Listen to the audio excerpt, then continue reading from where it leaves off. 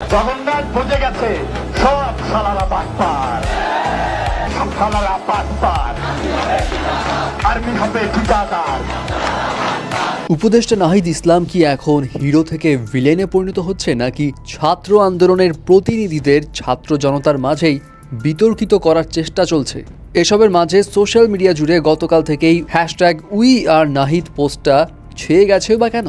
এটা সবাই জানে, রিসেন্ট টাইমে যেই দুজন উপদেষ্টা নিয়োগ দেওয়া হয়েছিল সেইটা নিয়োগ প্রসঙ্গে ছাত্রদের প্রতিনিধিদের সঙ্গে কোনো ধরনের ডিসকাশন করা হয়নি অন্তর্বর্তীকালীন সরকারের পক্ষ থেকে। অথচ এই অন্তর্বর্তীকালীন সরকারের অন্যতম একটা বড় স্টেক হোল্ডার ছাত্ররা। অ্যান্ড এটা নিয়ে তো বিতর্ক চলছিলই, এর মাঝে আবার ভাইরাল হয় উপদেষ্টা নাহিদের সুপারিশ করা কয়েকজনকে নিয়োগ দেওয়ার নিয়োগপত্রের ছবি।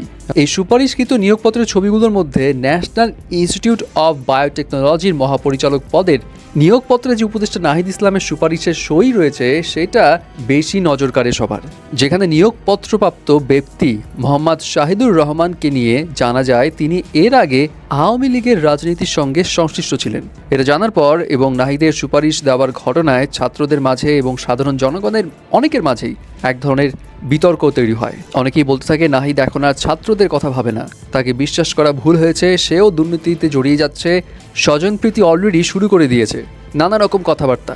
এর মাঝে আবার গতকাল থেকে সোশ্যাল মিডিয়াতে আরেকটা ভিডিও ভাইরাল হয় যেখানে জগন্নাথ বিশ্ববিদ্যালয়ের শিক্ষার্থীরা স্লোগান দেয়, সালারা বাটপার, আর্মি হবে ঠিকাদার।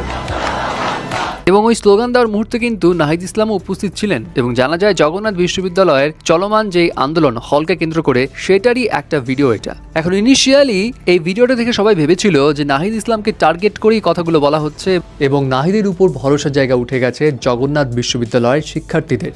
কিন্তু পরবর্তীতে গণমাধ্যমে জগন্নাথ বিশ্ববিদ্যালয়ের শিক্ষার্থীরা জানায় এই যে স্লোগানটা, এই পার্টিকুলার স্লোগানটা আন্দোলনরত শিক্ষার্থীরা মূলত এই আন্দোলন শুরু হওয়ার পর থেকেই দিয়ে আসছিল। অ্যাকচুয়ালি জগন্নাথ বিশ্ববিদ্যালয়ের প্রশাসনকে উদ্দেশ্য করে এই স্লোগান দেওয়া হয়েছে, নাহিদ ইসলামকে উদ্দেশ্য করে নয়। তারা জানান জগন্নাথ বিশ্ববিদ্যালয়ের শিক্ষার্থীরা চান তাদের দ্বিতীয় ক্যাম্পাসের কাজে সেনাবাহিনীর মাধ্যমে বাস্তবায়ন হোক, এই জন্যই আর্মি হবে ঠিকাদার বলা হয়েছে। এবং তাদের দাবি নাহিদ ইসলামকে নিয়ে অপপ্রচার চালানোর জন্যই পার্টিকুলারলি এই ভিডিও নিয়ে এক ধরনের বিতর্ক তৈরি হচ্ছে সোশ্যাল মিডিয়াতে। সো এটার তো ক্লিয়ারেন্স আসলো। এরপর সেই নিয়োগপত্রের কাহিনী কি হলো, এটা নিয়ে আবার উপদেষ্টা নাহিদ মঙ্গলবার অর্থাৎ গতকাল রাতে ফেসবুকে একটি স্ট্যাটাস দেন যেখানে বলেন 15 অক্টোবরের নিয়োগ 22 অক্টোবরই বাতিল করা হয়েছিল। সুপারিশকৃত গোপন নথির ছবি যারা পেয়ে যায় তাদের কাছে নিশ্চয়ই বাতিলকৃত যে নোটিশটি প্রকাশ করা হয়েছে সেটাও আছে। এটা তো অজানা থাকার কথা নয়। তারপরেও যে কোনো মূল্যে তারা অসত্য প্রচার করে বিতর্কিত করবেই, কারণ বর্তমান সময়ের এটাই রাজনীতি। এবং তিনি কয়েকটা ছবিও পোস্ট করেন যেখানে স্ক্রিনশটে দেখা যায় যে আসলেই 22 অক্টোবরে ন্যাশনাল ইনস্টিটিউট অফ বায়োটেকনোলজির মহাপরিচালক পদে যাকে নিয়োগ করা হয়েছিল তার পদটা বাতিল করে দেওয়া হয়।